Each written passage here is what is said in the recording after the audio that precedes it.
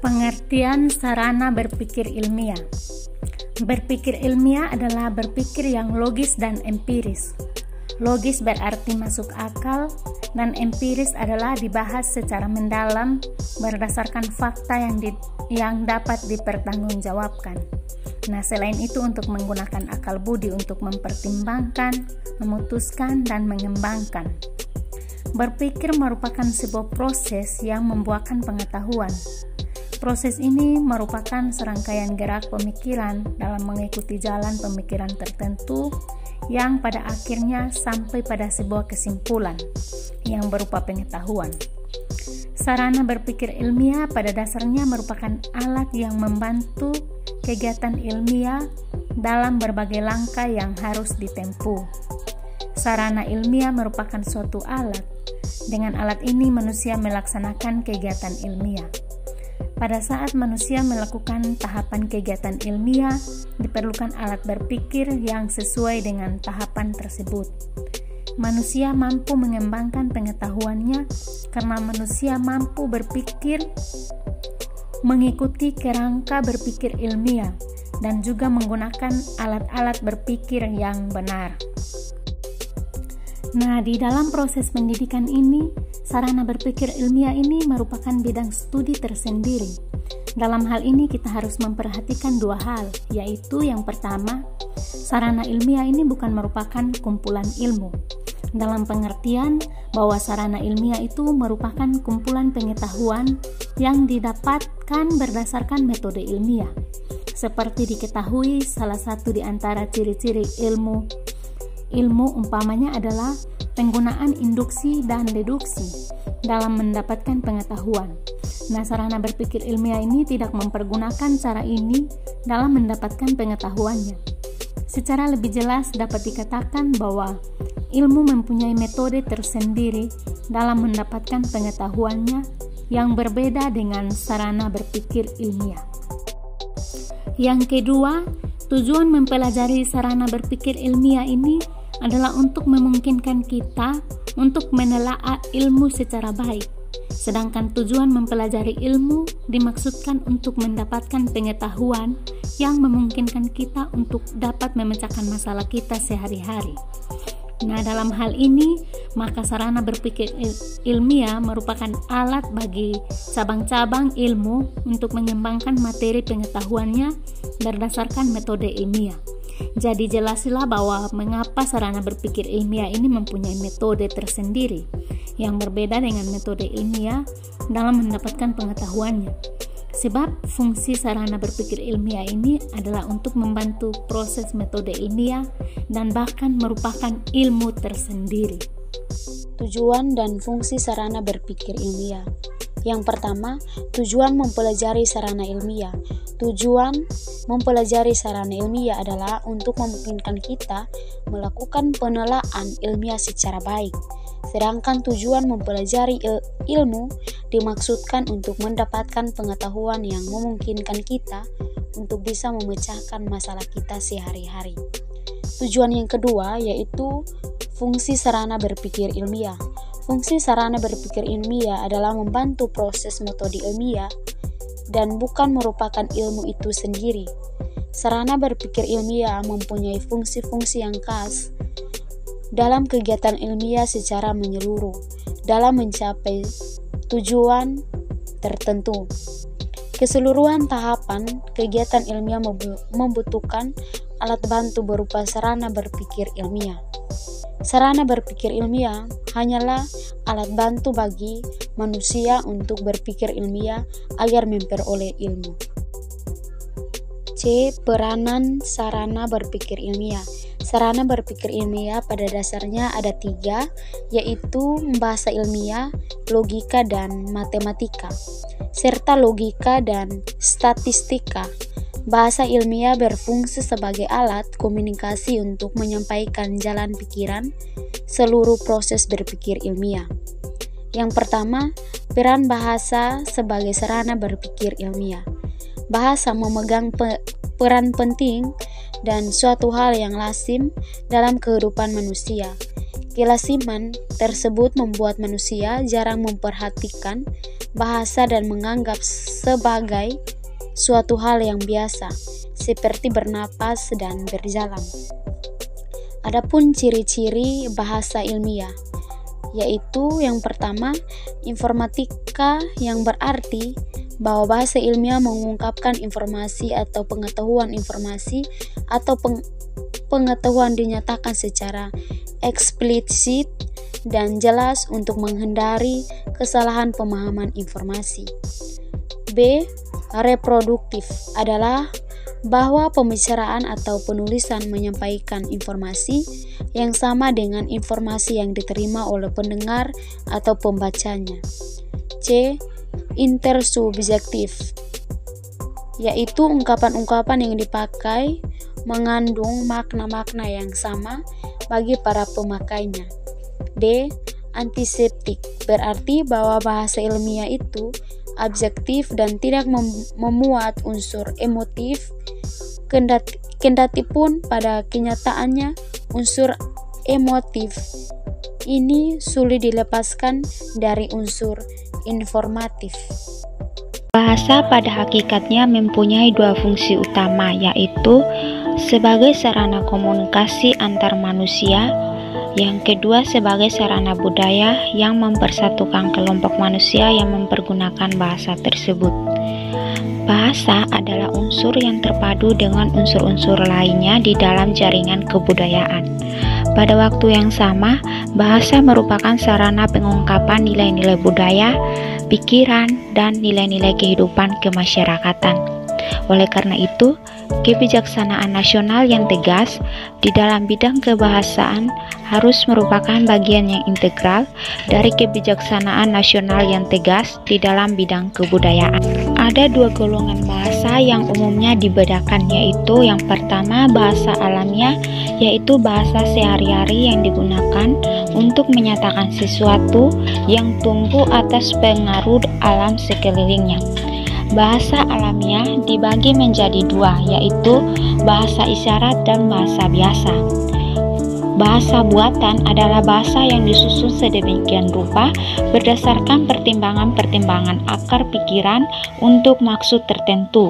Sedangkan bahasa buatan dibedakan menjadi dua bagian, yaitu bahasa istilah dan bahasa artifisial atau bahasa simbolik. Bahasa buatan inilah yang dikenal dengan bahasa ilmiah. Perbedaan bahasa alamiah dan bahasa buatan adalah sebagai berikut. Yang pertama, bahasa alamiah antara kata dan makna merupakan satu kesatuan utuh atas dasar kebiasaan sehari-hari karena bahasanya secara spontan, bersifat kebiasaan, intuitif atau bisikan hati dan pernyataan langsung. Sedangkan bahasa buatan antara istilah dan konsep merupakan satu kesatuan bersifat relatif atas dasar pemikiran akal karena bahasanya berdasarkan pemikiran, sekehendak hati, diskursif atau logika, luas, arti, dan pernyataan tidak langsung. 2. Peran matematika sebagai sarana berpikir ilmiah. Untuk melakukan kegiatan ilmiah secara lebih baik, diperlukan sarana berpikir. Salah satunya adalah matematika. Sarana tersebut memungkinkan dilakukannya penelaahan ilmiah secara teratur dan cermat. Penguasaan secara berpikir ini ada dasarnya merupakan alat yang membantu kegiatan ilmiah dalam berbagai langkah yang harus ditempuh. Lambang-lambang matematika bersifat artifikal yang baru mempunyai arti setelah sebuah makna diberikan kepadanya. Tanpa itu, maka matematika hanya merupakan kumpulan rumus-rumus yang mati. Bahasa verbal yang mempunyai beberapa kekurangan yang sangat mengganggu. Untuk mengatasi kekurangan kita berpaling kepada matematika. Matematika adalah bahasa yang berusaha menghilangkan sifat kabur, majemuk, dan emosional dari bahasa verbal. Matematika memiliki struktur dengan keterkaitan yang kuat dan jelas satu dengan lainnya, serta berpola berpikir yang bersifat deduktif dan konsisten. Matematika merupakan alat yang dapat memperjelas dan menyederhanakan suatu keadaan atau situasi melalui abstraksi, idealisasi, atau generalisasi untuk suatu studi ataupun pemecahan masalah. Pentingnya matematika tidak lepas dari perannya dalam segala jenis dimensi kehidupan. Mengkomunikasikan gagasan dengan bahasa matematika justru lebih praktis, sistematis, dan efisien. Begitu pentingnya matematika, sehingga bahasa matematika merupakan bagian dari bahasa yang digunakan dalam masyarakat. Hal tersebut menunjukkan pentingnya peran dan fungsi matematika, terutama sebagai sarana untuk memecahkan masalah baik pada matematika maupun dalam bidang. Peranan matematika sebagai sarana berpikir ilmiah dapat menggunakan alat-alat yang mempunyai kemampuan sebagai berikut. Yang pertama, menggunakan algoritma. Yang kedua, melakukan manipulasi secara matematika. Yang ketiga, mengorganisasikan data. Yang keempat, memanfaatkan simbol, tabel, dan grafik. Yang kelima, mengenal dan menentukan pola. Yang keenam, menarik kesimpulan. Yang ketujuh, membuat kalimat atau model matematika. Yang kedelapan, membuat interpretasi bangun geometri. Yang kesembilan, memahami pengukuran dan satuannya. Yang kesepuluh, menggunakan alat hitung dan alat bantu lainnya dalam matematika. Begitu pula ada kelebihan dan kekurangan matematika, yaitu kelebihan matematika adalah tidak memiliki unsur emotif dan bahasa matematika sangat universal. Kelemahan dari matematika adalah bahwa matematika tidak mengandung bahasa emosional atau tidak mengandung estetika. Artinya bahwa matematika dengan penuh menunjukkan simbol yang bersifat artifisial dan berlaku di mana saja. Poin yang ketiga tentang peran statistika sebagai sarana berpikir ilmiah. Statistika mempunyai peranan penting dalam berpikir induktif. Konsep statistika sering dikaitkan dengan distribusi variabel yang ditelaah dalam suatu populasi tertentu. Statistika dapat diartikan sebagai sekumpulan metode dalam memperoleh pengetahuan untuk mengelola dan menganalisis data dalam mengambil suatu kesimpulan kegiatan ilmiah. Peranan statistika diterapkan dalam penelitian pasar, produksi, kebijaksanaan penanaman modal, kontrol kualitas, seleksi pegawai, kerangka percobaan industri, ramalan ekonomi, auditing, pemilihan risiko dalam pemberian kredit, dan lain sebagainya. Dengan demikian, peranan statistika dalam tahap-tahap metode keilmuan, yaitu yang pertama, alat untuk menghitung besarnya anggota sampel yang akan diambil dari populasi. Yang kedua, alat untuk menguji validitas dan reliabilitas instrumen. Yang ketiga, teknik untuk menyajikan data-data sehingga data lebih komunikatif. Yang keempat, alat untuk analisis data seperti menguji hipotesis penelitian yang diajukan. Sehingga dapat dikatakan bahwa tujuan mempelajari sarana berpikir ilmiah adalah untuk memungkinkan kita menelaah ilmu secara baik. Fungsi berpikir ilmiah sebagai alat bantu untuk mencapai tujuan dalam kaitan kegiatan ilmiah secara keseluruhan. Sarana berpikir ilmiah merupakan alat yang membantu kegiatan ilmiah dalam berbagai langkah yang harus ditempuh. Sebelum kita mempelajari sarana-sarana berpikir ilmiah ini, kita harus dapat menguasai langkah-langkah dalam kegiatan langkah berpikir. kegiatan berpikir adalah proses dasar dari pengetahuan manusia, kita membedakan antara pengetahuan yang ilmiah dan pengetahuan non-ilmiah.